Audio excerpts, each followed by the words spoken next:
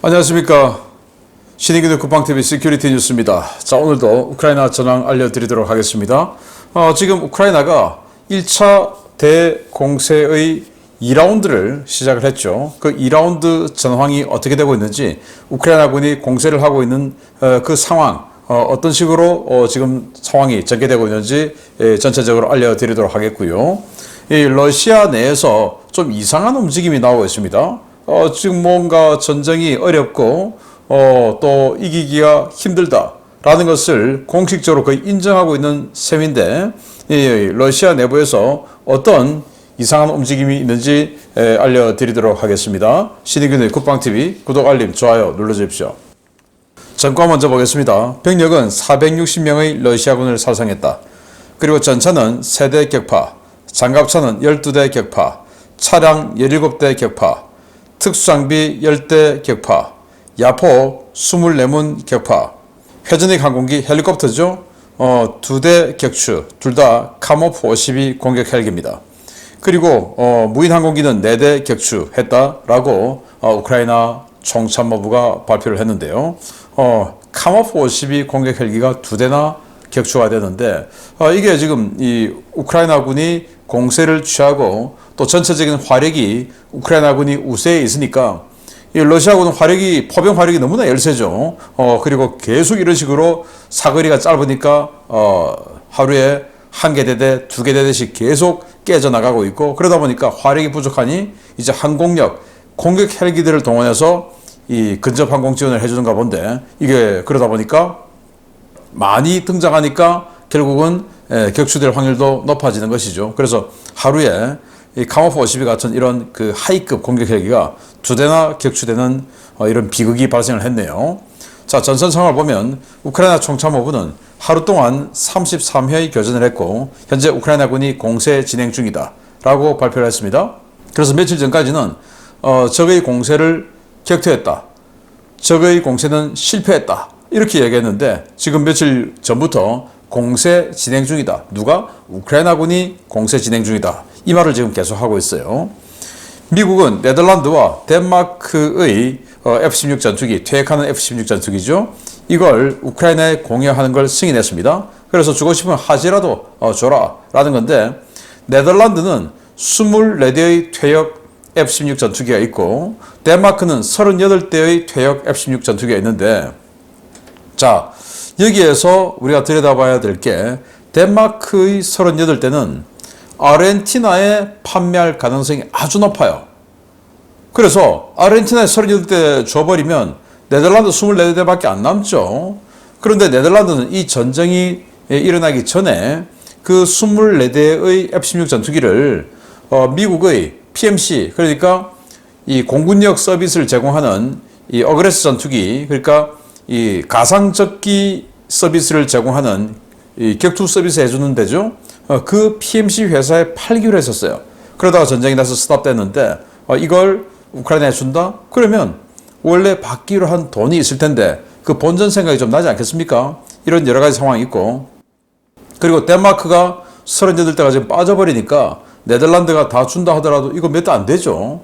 자, 그런 상황에서 또 지금 이 우크라이나에서 내년 여름까지도 받기 힘들겠다라고 하는 이야기가 나왔지 않습니까? 그 이유는 미국이 주고 싶어도 뭔가 훈련이 돼야 주지, 영어 되는 조종사가 8명뿐이 안 되는데 어떻게 지금 이걸 다 주냐라고 하는 상황이기 때문에 지금 이 우크라이나가 F-16 전투기를 받는 건 제도적으로는 이렇게 이제 미국이 승인해서 받게 되겠지만, 현실적으로 지금 좀 어려운 상황, 그리고 주더라도 뒤늦게 소수로 주게끔 밖에 안 되는 이런 상황으로 가고 있다라는 소식 전해드립니다.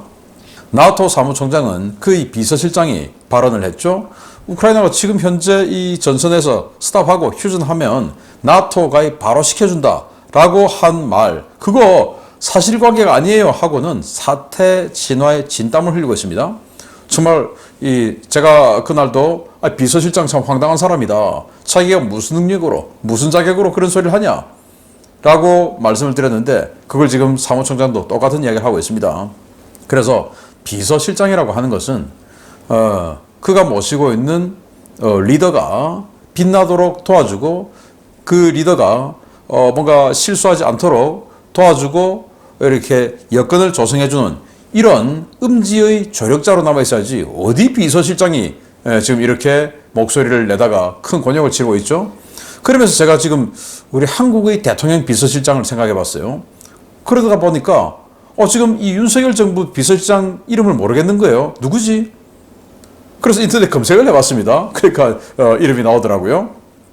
그래서 비서실장은 저는 뭐 이분 잘 모릅니다만은 이렇게 음지에서 일하는 게 맞지 않나. 저번에 어떤 비서실장 임모 씨 같은 경우는 대통령보다 더 앞서서 걷고 온갖 소리 다 하고 하던 그런 사람 하나 있었죠. 그러면 안 되죠. 이 사람도 그러다가 지금 완전히 정맞고 있는 상황입니다. 크렘린 4.8km 밖 시설에 우크라이나 드론이 피격됐습니다. 그래서 크렘린에서 4.8km, 4.8km면 많이 보이는 것이죠. 여기까지 와서 맞을 정도다. 그래서 여기 지금 소방차, 구급차 마구마구 오고 있는데 그들은 러시아는 다 막아냈다 라고 하지만 맞아서 지금 터지고 있는 모습이 이렇게 야간에 사진이 찍혔어요. 그런데 여기가 이제 민간 시설이랍니다. 주상복합시설 같은 곳인데 여기가 우크라이나가 일단 민간 시설을 때렸고 그래서 구급차와 소방차들이 마구마구 오고 있는데 이렇게 크렘린 대통령 궁하고 아주 가까운 곳마저도 터질 정도면 러시아 모스크바의 방공망이 안심이 되느냐라는 이 불만이 현지에서 나오고 있는 것이죠. 러시아가 흑해에서 전투함 2척이 드론의 공격을 받았는데 모두 격퇴했다라고 이야기를 했어요. 튀르키예 영해 인근인데 영해 들어가진 않고 튀르키예 쪽인데 아마 우크라이나 곡물 수송선들을 공격하기 위해서 대기를 하고 수색을 하고 있던 그런 상황이었겠죠. 그런 러시아 전투함도 굉장히 작은 초계함 하나, 그리고 정말 놀라운 것이 크리바급 호위함. 야, 이거 거의 뭐 북한 수준인데 그런 아주 오래된 군함들을 가지고 지금 이 곡물 수송선들을 수색하고 있는 러시아군을 향해서 야간에 드론을 보내서 공격을 했는데 그걸 자기네들은 다 막아냈다라고 또 이야기를 했어요. 그런데 이 미국의 해군 전문가 H.I. 서튼은 아니 그때 무얼광 즉 달빛도 없었는데 그 구형 호위함 가지고 무슨 수로 위장 도색을 하고 달려오는 그 반잠 수정을 그 소형 반잠 수정을 니들이 요격을 하냐, 거짓말 하지 마라 라고 H.I. 서튼이 이야기를 했어요. 그래서 나중에 위성 사진 보고 그 항구에 들어가 있는 사진이 나온다면 러시아가 거짓말이 아닐 테고 영원히 들어가지 못한다든지 들어가서 파손된 사진이 나오면 이 공격은 꽤 성공한 공격일 수도 있습니다. 그러길 바랍니다. 자, 그리고 러시아가 10월 1일까지 루안스크의 청소년들에게 신분증을 발급하겠다. 그래서 루안스크가 이 전쟁이 일어나기 전까지 한 40% 정도가 지금 러시아 영향권에 있었죠. 그리고 이 전쟁이 일어나고 나서 그걸 다 이제 나머지 루안스크를 전부 러시아가 공격해서 지금 뭐 현재는 합병한 상태인데 그 루안스크에는 모든 청소년들에게 러시아인 신분증을 주겠다. 그전에도 루안스크 자치공화국의 신분증이 있었겠죠. 그런데 이제 러시아인 신분증을 주겠다라고 한 겁니다. 이거 뭐냐? 동원하겠다 이겁니다. 지금 이제 18살 넘으면 바로 동원하겠다 이 말이니까 참 이 루안스크 청소년들도 불쌍하게 되었습니다. 인도가 러시아와 아주 파격적인 가격으로 할인된 밀을 대량 구매 협상 중에 있다. 야, 이 인도가 계속 지금 이렇게 찌질한 짓을 하고 있는데 협상하지 말고 그냥 손 들고 나오기를 바랍니다. 우크라이나가 우로자인 전투부터 자국산 집속 포탄을 사용하기 시작했다라는 증언이 나왔는데 우로자인 전투에서 희한하게 러시아군이 포격만 받으면 도망가고 있어요. 그게 집속탄 때문이다 라는 건데 우크라이나군이 미국의 그 집속탄을 보고 자국산 이제 역설계를 한 거죠. 그래서 155mm 집속탄 클러스터탄 포탄을 역설계해서 만들었다. 그걸 지금 우로자인 전투에 사용하고 있는데 효과가 크다라는 거예요. 러시아가 베르단스크의 항구에 드론 또 공격을 받았다고 합니다. 그래서 물자 대량 손실이 있다고 하는데 사진을 보면 저기 이제 그 바다 끝에 연기가 피어나고 있죠. 여기가 전쟁 초기에 베르단스크 항구에서 상륙함들, 엘리게이터급 상륙함 2개 맞아서 침몰했던 바로 그 항구, 그곳이에요. 여기에 물자 집적소가 있었는데 여기를 또 맞아서 이렇게 불이 나고 있고 많은 피해를 봤다. 자, 그런데 지금 전쟁 중에 이렇게 불이 나고 있음에도 불구하고 그대로 그냥 누워있는 여성, 또 해수욕을 즐기는 시민들, 그리고 이렇게 불이 나고 있음에도 불구하고 그냥 자기 옆에 있는 부인이겠죠? 하고 이렇게 그냥 아주 편안하게 대화를 나누고 있는 아저씨. 야, 참 희한합니다. 자, 러시아가 쿠르스크, 그러니까 수미주, 우크라이나의 수미주 건너편에 있는 러시아 영토죠. 그 쿠르스크에 원자력 발전소가 있는데 여기에 자작 폭탄 공격 준비 중에 있다. 그 자기네들이 쿠르스크 원자력 발전소를 공격해놓고 이거 우크라이나가 그랬어. 그래서 여기 지금 폭발이 나서 방사능 누출이야. 그리고 우크라이나 나빠. 라는 이런 공작을 준비 중이다. 라고 우크라이나 정보당국이 폭로를 했어요. 이겁니다. 쿠르스크주 행정당국이 발표한 원자력 발전소 사고 대비 지침. 그래서 원자력 발전소 폭발이 일어나면 이러이러한 식으로 대피해라 라는 건데, 아니 느닷없이 우크라이나가 여기 공격할 일도 없는데 지금 갑자기 이런 일을 한다는 것은 자기네들이 지금 쿠르스크 원자력 발전소를 자기네들 걸 지금 공격해놓고 우크라이나가 그랬어 라고 하는 준비하는 거 아니냐 라는 겁니다. 그러지 말기를 바랍니다. 자, 체코가 우크라이나에 밀-24 하인드 공격헬기 12대를 줬는데 그 반대급부로 미국으로부터 바이퍼 공격헬기, 베놈 기동헬기들을 받았죠. 그리고는 또 밀-24 하인드 공격헬기 추가 줄게. 이거 검토 중이다 라는 건데, 야, 체코가 좀 큰일 하고 있습니다. 뭐 하기야 뭐 그렇게 해서 미국으로부터 더 좋은 공격헬기 받으니까 뭐 좋기도 하겠죠. 자, 주요 소식 들어갑니다. 첫 번째입니다.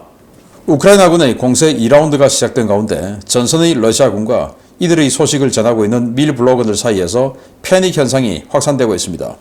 러시아가 드론과 항공 전력으로 필사적인 방어에 나서고는 있지만 여러 방어 거점이 파괴되며 도주하는 병력이 속출하고 있다는 소식입니다.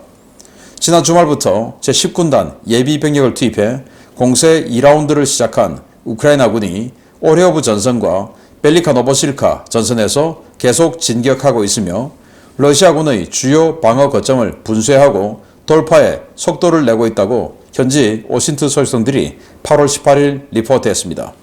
우크라이나군 최정예 부대 중 하나로 평가되는 제82 공중강습여단이 투입된 오레오브 전선에는 최근 재편성된 아조프 여단 병력 일부가 가세했습니다. 이 부대는 마리우폴 방어전에서 활약하고 러시아의 포로로 잡힌 뒤 귀환한 아조프 대대 구성원들이 주축이 된 부대인데요. 최근 튀르키예에서 복귀한 지휘관들을 중심으로 부대를 재편성해 아조프 특임여단이라는 이름으로 다시 전선에 투입되었습니다. 우크라이나 공세 부대는 로보티네를 장악하고 현재는 로보티네 남쪽의 노보프로코피우카 정착촌의 동북부 지역에서 공세를 진행 중인데요. 러시아 밀 블로거들은 이 지역의 러시아군이 대부분 예비군 전력으로 방어선에서 제 기능을 거의 못하고 있다고 성토하고 있습니다. 이 지역 방어선에는 제3 바스대대와 제14 바스대대를 주축으로 예비군 부대인 제1429 차량화 소총연대 병력이 투입되어 있습니다. 이들 부대에서는 우크라이나군 전차와 장갑차가 나타나자 탈행병이 속출해 방어전 수행이 어려워졌고, 러시아는 급히 이곳에 루한스크군 제201 차량화 소총연대를 투입해 방어선 보강에 나섰습니다. 러시아는 이곳에 카모프 52 공격 헬기들을 보내 제82 공중강습여단의 기계화 부대 저지에 나섰는데요. 이들이 발사한 대전차 미사일과 로켓은 대부분 빗나갔고, 이 과정에서 카모프 52 공격 헬기 한 대가 RBS-70 지대공 미사일에 피격돼 격추된 것으로 확인되었습니다. 벨리카 노보실카 축선의 상황도 러시아군에게 절망적인 상황입니다. 우크라이나군 제35 해병여단은 현지 시각으로 8월 17일 야간에 모크리알리강을 도하해 자비트네 바자냐 정착촌에 진입해 소탕전을 진행하고 있습니다. 우크라이나군은 자비트네 바자냐 정착촌의 레니나 스트리트와 정착촌 동쪽의 T0518 도로 양쪽으로 남하하고 있는데요. 러시아군 증원부대는 포격으로 차단하고 드론과 장갑차를 이용해 정착촌 일대 방어부대인 러시아군 제60 차량화 소총여단 잔존 병력과 도네츠크군 OBTF 캐스케이드 대대 병력을 소탕하고 있습니다. 러시아는 이 축선 방어를 위해 제136 근위 차량화 소총여단과 218 전차 연대, 도네츠크계 민병부대인 보스토크 대대를 투입하고 있는데요. 이들은 스타롬니니우카 방어에 초점을 두고 시가지와 시가지 동쪽 평야지대에 방어선을 구축하고 있습니다.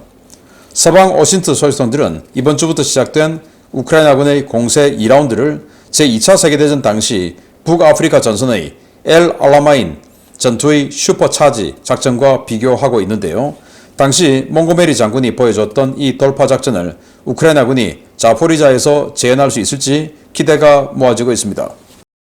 네, 자 이렇게 두 개 축선에서 밀고 내려가고 있죠. 벨리카 노보실카, 오리오브. 그래서 그런 것들 좀 자세히 들여다보면 일단 뉴욕타임즈의 책 8호 지도를 보면 이 로보티네 여기 있는데 이걸 확대한 게 이거죠. 로보티네를 이제 우크라이나군이 완전히 확보를 했고 그리고 양쪽으로 치고 내려가서 더욱더 남쪽으로 남하고 있다. 그래서 노보프로코피우카 여기에서 지금 전투를 벌이고 있다라고 하네요. 그래서 여기 지금 전면에 보면 러시아군은 전부 거의 대부분 예비군이죠. 1430, 또 바스3, 바스14 이런 거 다 예비군이죠. 또 네 자리 단대고 다 예비군이죠. 그래서 이런 예비군들을 상대로 82 공중 강습비단이 강력한 전력, 챌린저2 전차, 마르더 보병 전투장갑차, 스트라이커 차량용 장갑차 이런 것들 동원해서 치고 나가고 있는데 근데 여기가 지뢰가 워낙 많답니다. 그래서 진격이 좀 더디고 후위에 있던 46 공중기동여단이 드디어 전면으로 나오고 여기 있던 47 기계여단은 완전 뒤로 빠졌습니다.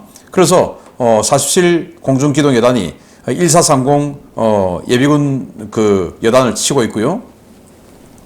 65 기계화 여단이 뒤로 빠지고 116 기계화 여단이 전면으로 나와서 이런 식으로 3면에서 치고 들어가고 있는 이 오리오브 전선 상황이고 굉장히 효과가 좋다고 합니다. 그리고 이제 벨리카 노보실카 축선을 보면 이 우로자이는 완전히 지금 확보를 한 것을 지금 볼 수가 있습니다. 그리고 더 남쪽으로 내려가서 이 자비트네 바자냐 지역도 상당 부분 경합 지역으로 지금 이 척파로 뉴욕타임즈는 표현을 해놨는데 이런 식으로 지금 이 강 서쪽, 강 동쪽 양쪽에서 치고 내려가고 있다. 는 것을 알 수가 있고 그런데 여기는 지금 35 해병여단 혼자서 완전히 무쌍을 찍고 있어요. 희한하게도 그래서 여기 있는 이런 그 부대들 갑자기 도네츠크군 뭐 대대 뭐 이런 거 왔는데 별 소용도 없다. 그래서 여기 지금 하나 여기 단대고 가려고 써 있는데 여기도 PMC예요. 보스토크 대대 도네츠크 출신들이죠. 이런 부대들이 왔는데 지금 계속 밀리고 있다. 즉 우크라이나가 전과를 확실하게 거두고 있는 이 2라운드, 공세 2라운드의 상황을 알려드렸고 이 부대, 여기 조금 보이는데 이 보스토크 대대의 사령관이 방송 출연해서 완전히 그냥 러시아 정부 뼈 때리는 말을 했습니다. 보겠습니다. 남부전선 러시아군의 상황이 점점 악화되면서 일선은 물론 최고위층에서도 이제 전쟁을 끝내야 한다는 목소리가 커지기 시작했습니다. 이런 목소리가 커지면 커질수록 전선의 장병 사기는 더욱 추락하고 전쟁 지속 동력도 떨어질 것이 자명한데 과연 푸틴과 지도부가 계속 버틸 수 있을지 모르겠습니다. 우크라이나 남부전선의 전략적 축선인 벨리카 노보실카의 스타롬니니우카의 구원부대로 긴급 투입된 도네츠크 민병대 보스토크 대대 사령관이 이제는 전쟁을 끝낼 때가 됐다며 푸틴에게 휴전을 촉구하고 나서 파문이 일고 있습니다. 도네츠크 인민공화국 보안장관 출신으로 현재는 민병대 조직인 일명 보스토크 대대를 이끌고 있는 알렉산드 호다콥스키 사령관은 자신의 부대에 스타롬니니우카 출동 명령이 내려진 8월 17일 텔레그램 채널을 통해 크렘린에 전쟁을 끝내야 한다는 입장을 전했습니다. 그는 러시아가 우크라이나를 군사적으로 전복할 수는 없을 것이며 우크라이나의 도시나 촌락을 더 점령할 수 있을 것 같지도 않다 라며 지금 휴전하지 않으면 양측은 전쟁도 평화도 아닌 애매한 소모전만 계속하게 될 것이라고 주장했습니다. 그는 우크라이나는 이미 충분히 약화되었고 특수 군사작전의 목표는 충분히 달성됐다 라며 모스크바의 주요 파벌 지도자들도 더 이상의 정치적 불안과 경제적 피해를 막기 위해 현재의 전선을 따라 휴전협정을 체결하는 데 관심이 많다라고 주장했습니다. 미국 전쟁연구소 ISW는 이와 관련해 호다콥스키 사령관의 주장은 지난 4월 14일 예브게니 프리고진 바그너 그룹 수장의 주장과 같은 것이라고 분석했는데요. 실제로 러시아 실로비키 파벌에서는 프리고진을 비롯해 이고르 거킨 등 주요 인사들이 크렘린의 휴전을 촉구해 푸틴과 쇼이구 등 핵심 권력층과 대립구도를 만들고 있습니다. 이런 상황에서 푸틴의 꼭두각시이자 벨라루스의 독재자인 알렉산드르 루카센코 벨라루스 대통령도 러시아는 이미 전쟁의 목표를 충분히 달성했다라며 종전을 촉구하고 나섰습니다. 그는 현지 시각 8월 17일 빅토르 메드베추크 전 우크라이나 국회의원이 소유했던 TV 채널의 뉴스 진행자 출신의 다이애나 펜첸코와의 인터뷰에서 특수군사작전의 목표는 이미 달성됐다. 이 전쟁을 지금 끝내더라도 우크라이나는 이전처럼 러시아에 공격적으로 대들지 않을 것이라고 주장했습니다. 루카센코는 이제 우크라이나는 더 조심스럽고 영리한, 경우에 따라서는 교활한 인사들이 새로 권력을 잡게 될 것이고 그들은 신이 주신 이웃과 유대관계를 맺어야 한다는 것을 아는 똑똑한 사람들이라 더는 미국인들의 장단에 맞춰 춤을 추지 않을 것이라고 주장했습니다. 러시아 실로비키 파벌 내부의 휴전 요구와 루카센코의 종전 요구는 최근 논란이 되었던 나토 사무총장 비서실장의 휴전 발언에 이어서 나온 것인데요. 이는 지칠대로 지친 러시아가 일부 세력의 주도하에 서방 측과 휴전에 대한 물밑 협상을 진행하고 있을 가능성을 시사하는 것입니다.